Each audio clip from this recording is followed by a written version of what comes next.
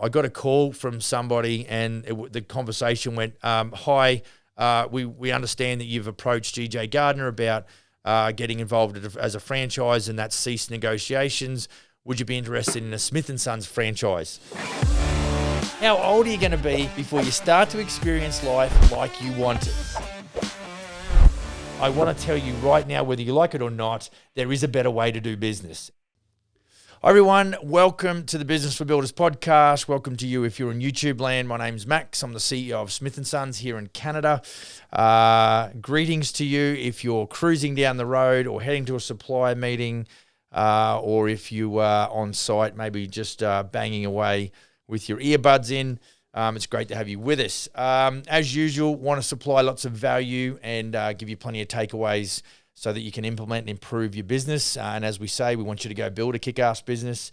And we want to be able to sort of add to that and ensure that you're sort of getting some momentum within your business.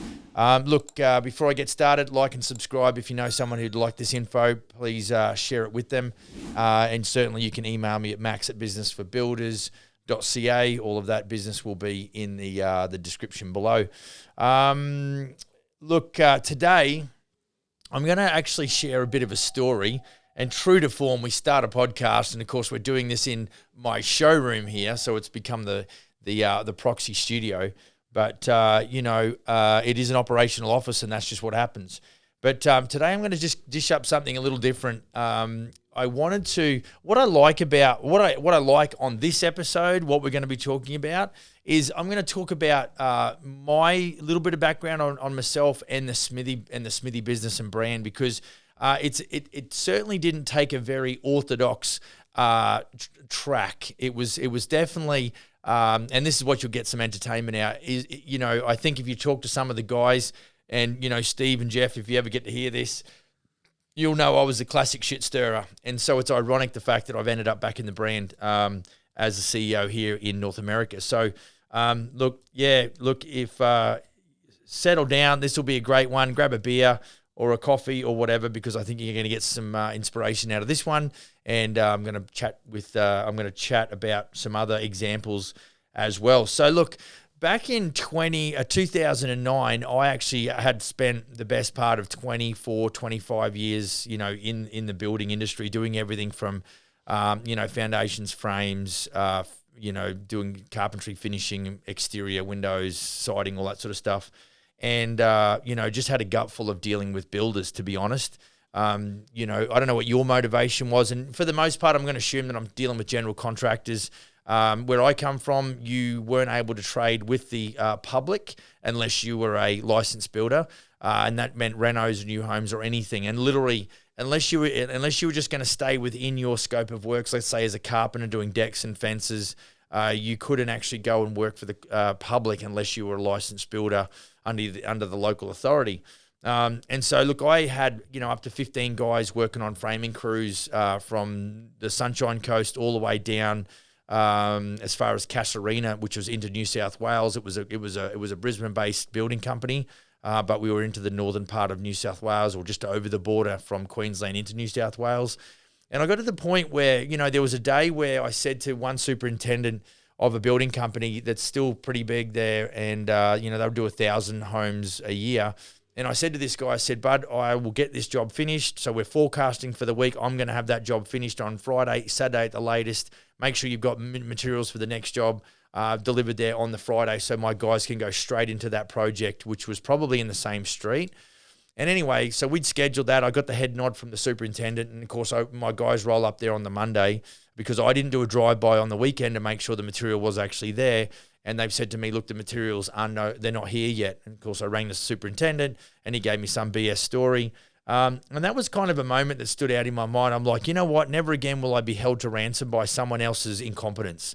I've got plenty of incompetence in my own self that I'm dealing with. I certainly don't need to make space for somebody else's. So after having attempted to get my builder's license 2 other times, this was the time where I wanted it the most. And so I dug pretty deep, and I did it actually via correspondence, and I did it over a period of probably 12 to 15 months, and was able to get that builder's license. So I got that in May of 2009.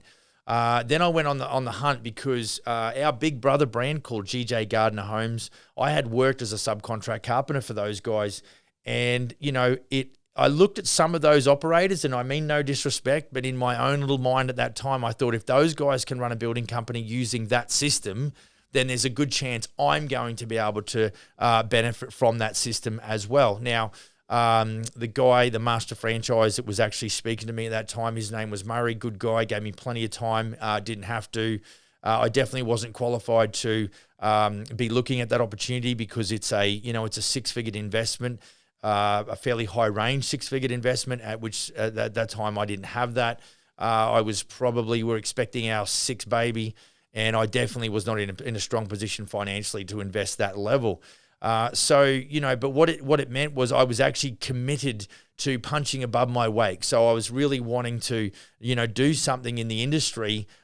Having done carpentry for 20 odd years or 25 years, I'm like, no, enough is enough. I'm going to go and get my license. And I want to run a retail building company. So, the challenge with that is that, I knew what I kind of knew that there was a lot that I didn't know. And I certainly knew that I lacked the financial capacity, but I wanted to change that. By that time, having been in several network marketing, multi-level marketing type arrangements, I knew I had a strong sales DNA, and combined with a very strong approach or strong understanding or appreciation of self-development, because I also knew, coming from my high school background, that I didn't graduate, didn't finish. I finished in grade 11. And so I knew that I wasn't educated academically in an orthodox fashion, but I knew that I had to better myself. So there was a couple of things that were happening in a very raw format, that really I didn't understand the power of that kind of mindset back in those days. And when I look back like I am now, I sort of start to think about that was the early moments, or the early forming moments whereby, I was starting to structure my executive or my corporate career, and essentially without knowing it. And so I guess, after that, obviously once I realized, and I had to face facts that I wasn't going to be able to get involved with GJ Gardner Homes, it was quite easy for me to sort of just accept that, okay, I'm going to have to go it alone. And then 3 weeks later, having just pretty much dissolved that negotiation with Murray there, I got a call from somebody, and the conversation went, hi, we understand that you've approached GJ Gardner about getting involved as a franchise, and that's ceased negotiations. Would you be interested in a Smith & Sons franchise? And I do remember saying to that person that, well, what's a Smith & Sons? I didn't even know that they existed, right? Because I'd got my builder's license in 2009.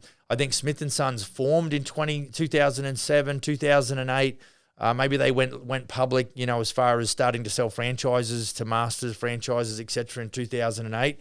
So they were very, very new, hence the reason why I didn't know about them.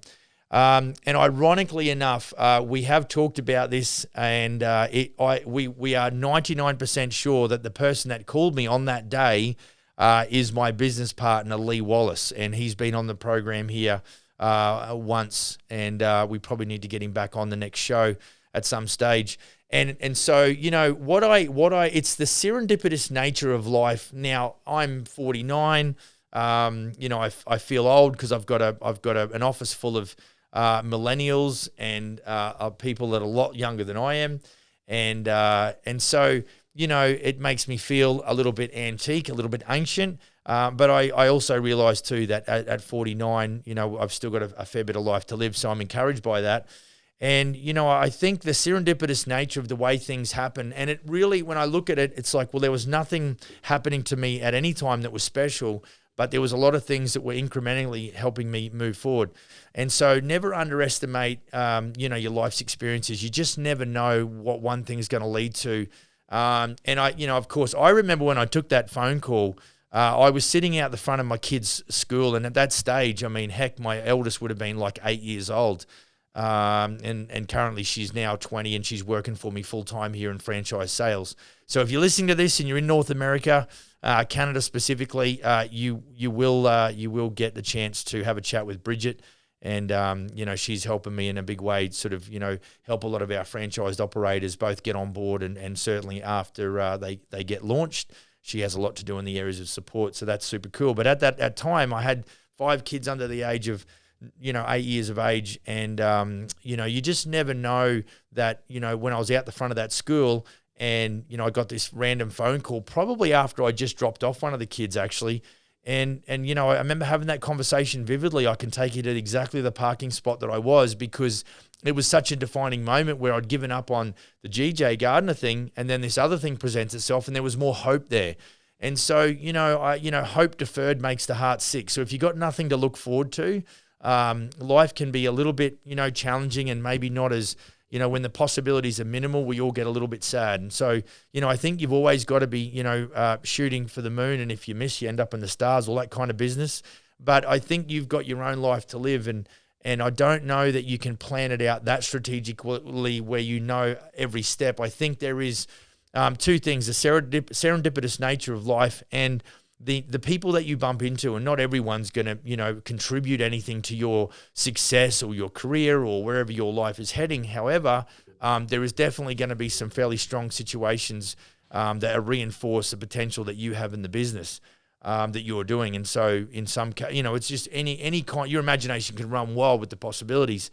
And so, I think it was a short while after that, and it might have been at the beginning of 2010, I was then introduced to my master franchise as they began to sort of cut a deal. And I think by the 1st of July 2010, we had entered an agreement with Smith & Sons.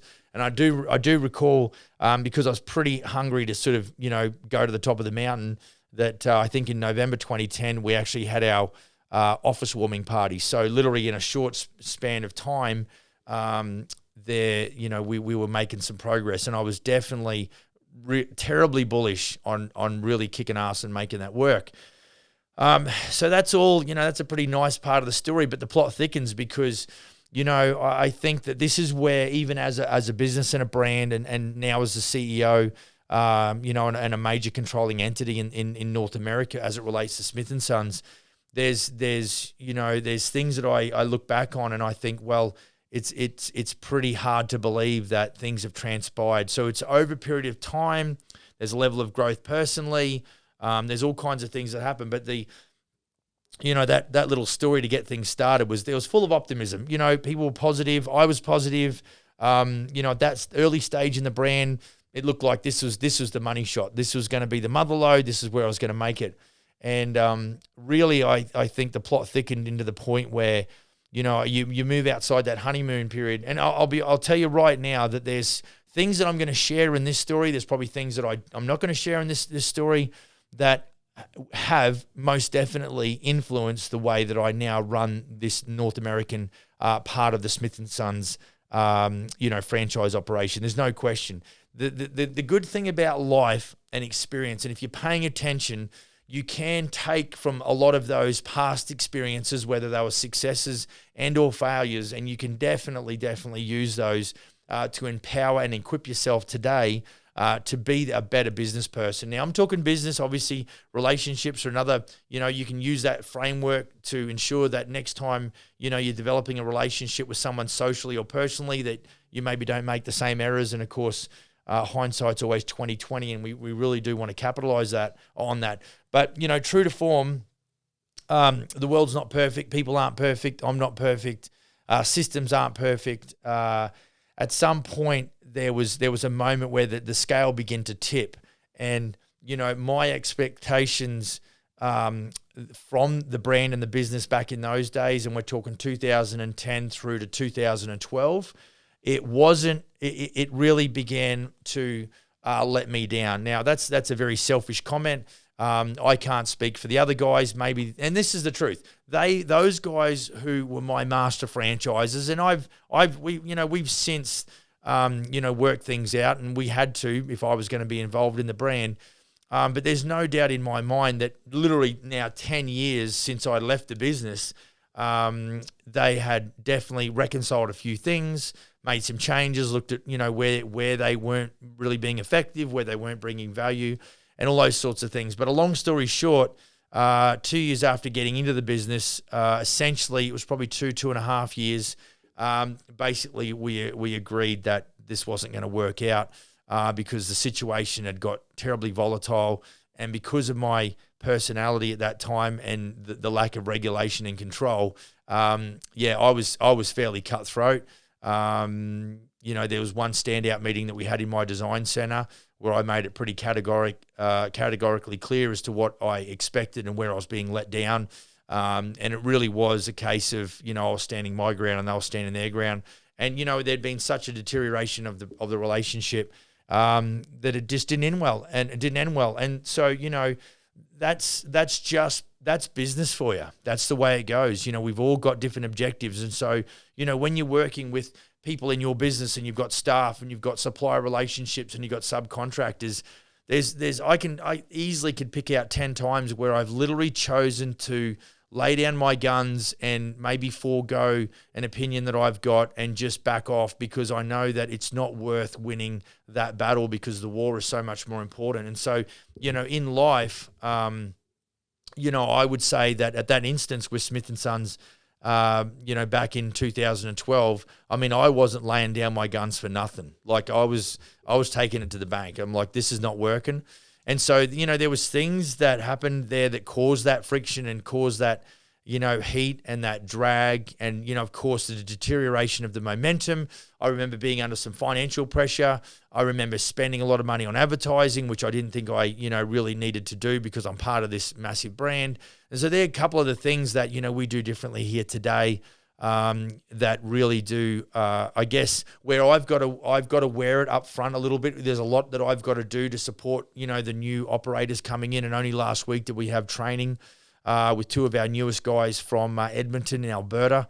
And so, they're great days. I've never had a bad training meeting or a bad training session or a bad training week. It was a great time. On Friday, we got as many of the guys who were in our proximity here, and there was probably, I think we had a table of 30 reserved, and it was just a great night out. So there's always these good things, but that, and I know this from a fact, the honeymoon period does pass, and then it gets down to business. And so,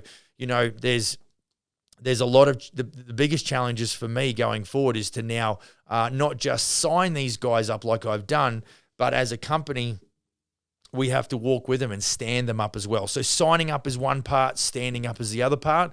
Signing up is a very happy place, gives me a lot of happiness, but standing up these operators after understanding, some of their challenges and what they want to achieve in the business, actually the standing up phase gives me a lot of fulfillment.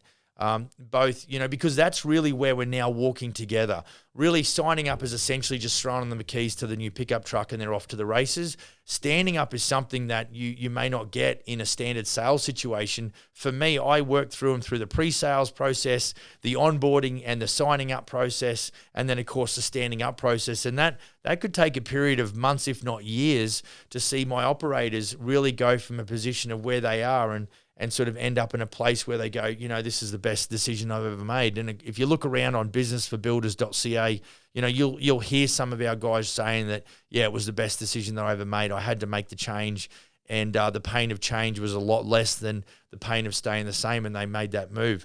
And so, the plot thickened to the point back with Smith & Sons with me between 2010 and 12 that it was just irreconcilable differences. There was too much, conflict in the personalities. I believe, you've heard me say this before, the speed of the leader determines the speed of the pack. Leaders lead, the fish rots from the head back. And I guess I was just putting a lot of pressure on the leadership at that time. Some of it may have been unnecessary, but what I think reaffirms my point of view, not that this is what I say to this is what my dad used to say to me. He would say, hey, right message, wrong delivery. And so for me back in the day, I wasn't very collaborative. And I do roll my eyes at that stage. And I think back, there was a level of immaturity that was there. And I wasn't very collaborative. I was definitely more aggressive. I was overly aggressive. I enjoyed confrontation.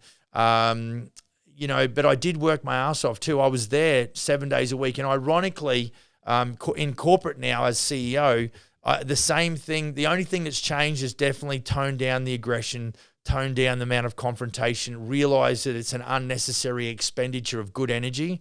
but I am still in the office 6.5 days a week. Nobody in this office works harder than I do, and why would they? It's not their business. And so, but the team is great. Like we had such an enjoyable week last week. We have the franchise. We have lunches in-house here. All of the team comes in, gets to bond with our newest franchised operators. And then, of course, Friday night, last day of training, we head out for a 5:00 supper or a dinner. And, I just think back, to what I used to do then. And there's some things that I choose to bring forward. And there's certainly other things that I recognize that I need to leave those things behind. And so, I don't know where you're up to. Maybe you're a brand new carpenter and you're 23-year-old and you're sort of going, wow, I've got such an exciting long career ahead. And I would agree, I would concur. But I want to tell you that, I think if you're not busy setting goals, hitting goals, and then resetting goals, because as you develop as a person, you're going to want to achieve more, not necessarily more money, but you really want to, focus on legacy over currency. Not saying that we don't want to make money, but, I think what I enjoy most about this is that I'm working hard to please business partners. I'm obviously working hard because I've got a wife and 6 kids. I want to make them happy. I want them to be proud. I've got, 5 office staff who are depending on this, this business to, ensure their lifestyle. And then I've got, 9 or 10 franchisees that depend on my ability to execute efficiently and accurately and competently to ensure that they actually survive the drive as well. So as much as there's a lot of there's a lot of fulfillment that comes from helping people, there's a lot of stress that ensures that we do that in perpetuity going forward, as long as they're in the business with us. So, those sorts of things are, unique to a position like mine. But, like I said, I'm 49. If you're 23-year-old, you're sort of thinking, oh, that dude's old. And I am. I get it. I remember when I was 23. I had a mullet then. I've just got a mullet now. So life is good. But, I think life is what you make it. And I talk about, in training to these guys about, especially in the business development aspect of the training, is I talk about having a business by design or a business by default. I think a lot of the time we trust our upbringing in the industry that says, well, Max, this is what you've got to do because this is what I did. And it gets handed down from year to year or generation to generation. And it's really just a default setting. And I think the moment where I went, I'm done working for general contractors, I want to work for retail and I want to learn, that was a moment where I drew a line in the sand that said, no longer will I just run my business by default, but now I'm actually going to invest time and money in myself and my business systems to now create a business that has a high level of design around it. And it's no longer ad hoc. It's no longer shooting from the hip. It's no longer kind of making it up on the fly. It's super important as far as what the end result looks like. And of course, we talk about reverse engineering that. And so, that moment in time ended for me in the end of 2012 with Smith & Sons. And, there was a lot of turmoil in me as a person. I think there was a lot of external stuff that was going on. And my motive was pure. It just wasn't executed very well. Like I said, the delivery process it wasn't, I wouldn't give you that advice and say you need to handle it this way, because it was fairly badly executed. But then there was a moment in time where I basically went in to do my own thing. And it's good because, I got a builder's license pretty much within 12 months, was with a Smith & Sons, as a franchise. And then literally 2.5 years of that. And I went out on my own. And to be honest, my business didn't go much better, without the attachment to Smith & Sons. So there was pros and cons with staying with Smith & Sons, and there was pros and cons with being outside of it. But I think the common denominator was the fact that I was still in both. And the business hadn't changed, ironically, post Smith & Sons. And so, a lot of you guys that are general contractors are listening to this, you're going to do it one of 3 ways. You're either going to do it trial and terror, and you're going to spend your whole life and all the money that you've got trying to figure out what's up and down and who's Arthur and Martha and, trying to systemize and everything that goes in with it. The second alternative is, and it's going to cost you some money too, is a coach and a consultant. And that's going to cost you a lot of time, because if you get a coach and consultant, they're going to ask from you a lot of different things. And you're going to have to make some changes in and around that. And you're going to have to do that on the fly whilst you're already dealing with, retail customers and dealing with the challenges of running a building company. And then the third option is a franchise with Smith & Sons. And, I often think about it. I often say to know and not to do is not to know. And so, a lot of guys say to me, I know all about systemization. I know all about good recruitment. I know a lot about, leadership and things like that. But you look at their business and the cross-section of their business and you think, well, something's not working, because they're saying they know all about it, but they're not actually, the business doesn't show the physical outworking of those principles and of those fundamentals.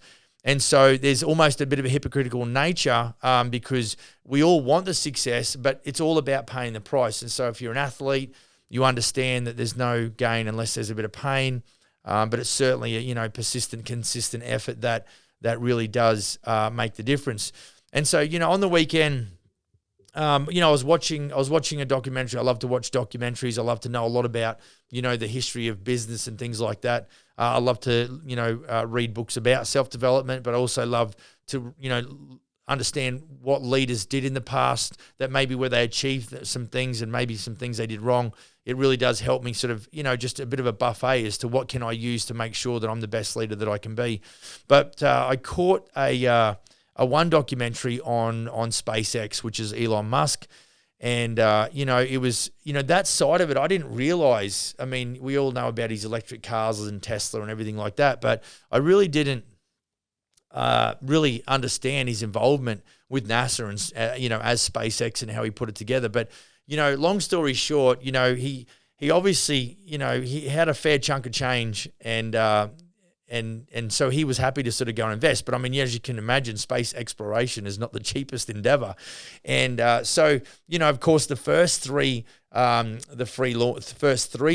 that he did all failed. I mean, they all blew up. And he literally had no money left to invest in this space exploration venture. And he managed to put it together on a fourth time. And, it was just, I mean, I was taking it in because I'm like, obviously the space exploration, people love that. But I was looking at it from a business standpoint and talk about, I mean, you could literally see on the fourth launch, because he managed to rally investors or whatever, and you could just see the anxiety and the worry was absolutely tangible, because he knows he's staring down his final shot at it. And, you could just see that he was contemplating having to give up on his dream of building SpaceX. And, his hyperbole is that multi-planet, human, where humans can sort of live. He wants to have something on the moon that's going to help him get to Mars. And it's like, I got a dream to build the largest franchise brand, a renovation brand under the franchise business model in North America. I can't imagine contemplating wanting to put space stations on the moon so we can get to Mars. I mean, the guy's just out of control. But it's so inspiring at the same time. And, he was always contemplating not only disasters and financial, destruction, but there was also a human aspect, and where you've got, kids of astronauts saying, I want my daddy to come home and all that sort of stuff. And, it's just, the guy is, I think he's a couple of years older than me, or maybe a year older than me. And I think about, what the success he's had, and he continues on pushing the envelope, and he puts himself in a place of vulnerability.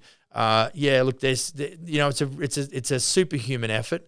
And I think, I like to bring those sorts of stories back into my own life and really compare, the kind of stresses that I'm dealing with, and it all very much fades into insignificance compared to SpaceX and trying to put people on the moon and then get people to Mars. And it was ironic. Part of that story was that Neil Armstrong really wasn't a big fan of doing it the way that, Elon was going to do it. And so, I've had similar, where I've had family members telling me in this country that no one's going to buy into a franchise brand. Why would general contractors buy a franchise? What's the point of that? And so there's a lot of naysayers. And I think for you and your business and what you're doing, sometimes you might even be unlucky enough to have a partner that doesn't believe in what you want to do. And of course, if you have a partner that believes in what you're doing, that's a big blessing. I've got that. My wife is a staunch supporter of what we're doing in business. And, I have guys, and this is just another side note, I've had guys talk to me and say, Max, I can't take the risk of getting into a franchise with Smith & Sons. And I get that. I've been there. And they say to me, because Max, getting in with Smith and Sons, I don't know what to expect. I don't know how I'm going to roll. And there's all of this nervousness around, being able to make it a success. And I sometimes, if it's appropriate, I'll talk to them. I say, I know all about that uncertainty because I moved countries at age 42 with 6 kids and a wife. And we basically started all over again from zero. And I tell the story that, when I came to this country and when I could eventually get around to working, I was installing dishwashers for $20 an hour. Now, I hadn't worked for $20 an hour for 2 decades, but I had to eat dog food and get rid of my ego. There was no space for that. I had to actually raise the level of humility because I knew who I was, and I knew that I was better than $20 an hour. And even though I had 6 kids to feed at that time and the living costs, etc., I just knew it was just a matter of time before I'd break through. And so, for you and your business, there's a part of you where it's going to be a grind. And I think that, this is why when I talk about 2 things that are super important is self-development and leadership, your ability to lead. I think that, each day that I go, I learn more. I experience more because sometimes probably more often than not, I make mistakes and I make errors, and that essentially is what helps me become a better operator.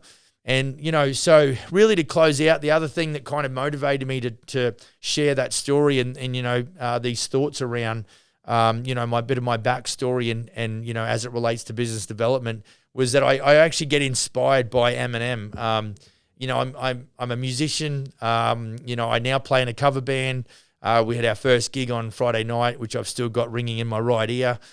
So it was pretty loud and proud. But, the story of Eminem, and especially in 8 Mile, that whole underdog thing, I think when I was busy installing, dishwashers for $20 an hour, whatever I was doing for this realtor, there was a moment in time where I knew I was better than that. I just knew that it was only going to be a matter of time. And, it's, you see, but the flip side is, doing that, I actually enjoyed. And, Gary Vee talks about, loving the journey and just loving the climb. And I think now more than ever, I look back and I really did intuitively and naturally I love the fight. I mean, I explained that to you. I was confrontational. I do run to a fight. I enjoy the confrontation. I enjoy the rush of adrenaline that comes from that spontaneous confrontation. Like there's something about that. It's probably almost a drug. But the 8 Mile video is that he was so confident in himself. Did he do everything perfect all the time? No. Was he, a perfect citizen? No. Was he great with relationships? Not really. But, and even today, he's got a very unusual, unorthodox approach. But, when you're a bit of a redneck like myself, the fact that he was able to start and he didn't compromise what he was believing. And that's super important as well. I knew that I wanted to be a successful business guy. I knew I wanted to do it in the construction sector because I used to say to my boys, we love construction, don't we, fellas? I really enjoyed delivery. I love turning raw materials into a finished product. And, I think I shared on the last podcast that now what I do is I build business and I build people. That's really the nuts and bolts of what Smith & Sons, especially in North America, is all about.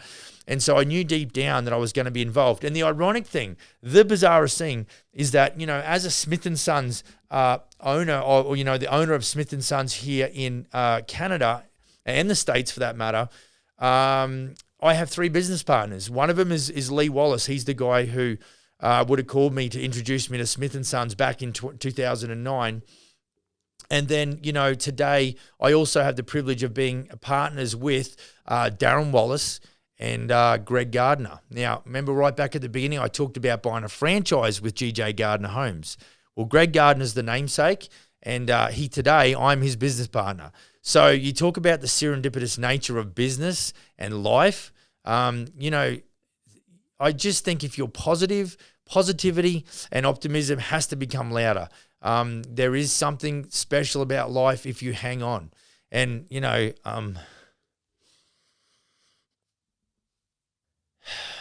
you grab me a bowl of water? I think that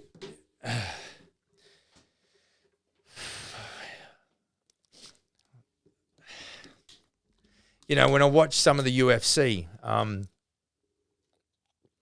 one fight that stands out in my mind and is the fight between Holly Holm and Ronda Rousey. And, when she was in that scuffle with Ronda Rousey and she just backed out of it and Ronda threw a right and then she popped up with a massive left leg kick to the head. And nobody had gone beyond round one against Ronda Rousey because she's just a notorious armbar perfectionist. The moment that Holly Holm realised that she'd actually knocked Ronda Rousey out, you could just see the emotion. And so, that's super bizarre. It's just because you could see that she'd put the work in, right? Ronda was on the push, because she was a bit of a celebrity by then. And yet Holly Holm just kept below the radar, just kept training, kept, working out, would have been studying video. I guarantee would have been committed to not being taken down in a first round armbar by Ronda Rousey. And, I think the emotion that I show is because I've been working my ass off. And, yeah, I don't know where I'm going to go from here, but this is losing yourself. This is losing yourself. So, on that note, I think if you've got any questions or you want to ask me anything, I'd love to help. I honestly believe that building business and building lives is just, it's a great opportunity. And, I don't know where you're at today, but if it can happen to me, then good things can happen to you too. But optimism and positivity has to get louder. It annoys the shit out of me when guys get all negative and they make excuses and it's somebody else's fault. I do confront my guys, and there's things that they're doing, and I'm telling them flat that it's not going to work, and not because I am overly educated. It's because I've obviously dug deep into self-development, but I've also I've experienced it. I've done it wrong, and so you need to find some leadership in your life that demonstrates good leadership. And this is why sometimes I know good business coaches, but sometimes how can somebody lead you somewhere where they haven't been? And I honestly believe when like we just brought in our 10th franchise last week, and we've got a lot of exciting things happening. We've got new inquiries for franchises. We'll hope to sell 5 more franchises this year. As the business gains momentum, the strength of my belief in the business opportunity grows every day. And we will be a force to be reckoned with, not because we want to be better than anybody else, and not that we're going to tear anybody else's building down. We are just going to be the biggest building in town in North America. The end. I would absolutely categorically bet the farm the fact that there's 200 good general contractors out there right now that are absolutely getting the shit kicked out of them in life and in business. And I'm telling you, Smith & Sons is not perfect, but it's a great way to dig yourself out of the shit and get you back on track, where you can really set yourself up for a better lifestyle. My name's Max. Go and build your own kick-ass business. I'll see you on the next episode. Cheers.